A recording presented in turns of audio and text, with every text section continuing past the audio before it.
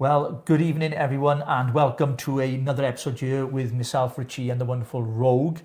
Tonight's episode is going to be very, very different from a lot of things we've done because the sensitivity of this episode tonight might affect some of you, so there is a discretionary warning on here as well, just to let you know the stuff we're going to be discussing tonight. It's quite serious, and it's a massive story that sadly was buried here in Wales for many, many years. But we have an inside track and a story we want to share. We want to expose this tonight, Ro, don't we? And we have a very, very interesting guest on the show tonight. Ro, do you want to tell us who that is? We have an incredible gentleman called Andrew Sibli, who is the founder of JOC. Now, JOC is an international business strategist and investigative journalist. And he is so experienced in what he does, and what he wants to bring to the forefront is just so important for us. Now, I'm just going to read you his bio because I think it's really, really important that I deliver this properly. So Andrew Sibli, founder JOC. Andrew Sibli is an international business strategist and investigative journalist with a distinguished career spanning global banking and intelligence, with executive experience at institutions such as the American Bank of Boston, Midland Bank, and HSBC. He has held board-level appointments across the USA, Germany, the Netherlands, Belgium, Denmark, and the UK. During his tenure in international finance, Andrew was discreetly recruited by European military intelligence, leveraging his extensive networks in Eastern Europe and Asia. Operating under legitimate cover of a multinational managing director, he contributed to safeguarding Dutch national assets from espionage and monitoring high-risk individuals and organisations. Driven by a deep concern for truth and transparency, Andrew founded JOC, Journalist Against Organised Corruption. This is a platform dedicated to exposing systemic abuse, institutional infiltration, and the erosion of public trust. JOC serves as a vital resource centre for factual, evidence-based investigations in an era increasingly clouded by misinformation. Do you know, I feel so privileged actually to have him on because I have watched him for so many years. During the COVID pandemic, I watched him and I had conversation with him, but he didn't respond. But now he's responding, and we are going to hear some of his works. And it's quite close to our hearts. Yeah, and the story we've put out there, been publicising, is sexual scandal that took place in the early 90s. Just incredible that the press and the mainstream media didn't really want to give it the coverage that it should have had, or in fact, indeed, the victims, the compensation and the justice that they deserve for what took place there. It is, of course, we're talking about Caldey Island in Pembrokeshire. Our guest will tell us more about that, and we're bringing him on now. Andrew, good evening and welcome to the Richie and Rogue Show. Good evening. Thank you very much for inviting me. I really appreciate it. And I'm the one that should be honoured.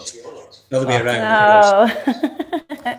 Bless you. Thank you so much for coming on. And, you know, this is such a tough topic to cover. This is very delicate, and there are a lot of people involved in this, and it is just so important that we deliver it in the right ways. So, you know, we are going to actually hand this over to you. You know, sort of who you've been dealing with and how they suffer and how they have suffered and are still suffering. And we were talking earlier about being bound by trauma. You know, it's huge. So we want to hold this space and we want to do it right. So I think we'll just ask some questions and just absolutely. Do it in a way. Yeah, I think so. So we're going to start off then. Andrew, we're going to ask you the question. I mean, we're going to show some images on the screen as you're talking, so our viewers will be aware of what we're discussing and we're discussing. Yeah. What first drew you into investigating Caldey Island? Well, I mean, part of what I've been doing over the last few years really is looking into child abuse and child trafficking. And so are you getting feedback now, really? No. Oh, okay. So sorry about that. I was going to get feedback. In fact, actually, just to say that I've got one of these machines which scans my equipment to make sure that I'm not being listened to. So that's brilliant. What's are you being listened to? So basically, I've been involved in looking at child abuse and child trafficking, having been a victim of it as a child myself. So it's been quite important to me as time's gone on. And I was made aware of Caldey Island a reasonable amount of time ago by a survivor who came forward that wanted to talk about their story, seeing what I'd done and empathised, and how I was structurally putting things together about looking after the survivors, the victims of these things. And the best way to describe it, a victim or survivor, we'll call it, is that they remain in that space for the rest of their lives. The perpetrator will move on and go on to the next and go to the next. Someone who's been abused remains in that one space for the rest of their life. And Caldey Abbey is a perfect example of a paedophile's, let's say, haven, where you have people that can come to the island not being DBS checked, and they're of course going there because they're involved in, let's say, the religious arena, which is meant to be protective. And I was contacted by a survivor who then led on to one or two other people, and that kind of then came to the forefront, and I realised something was quite wrong.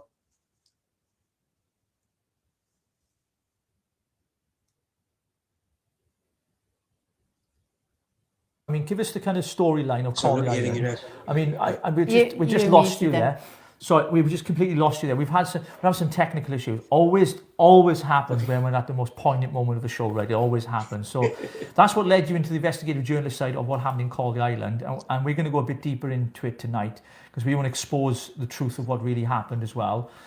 So Rogue, what do you want to say? I mean, before you dug into like the issues, what did you learn about the island's background? What is it that you sort of found out that really resonated with you or concerned you?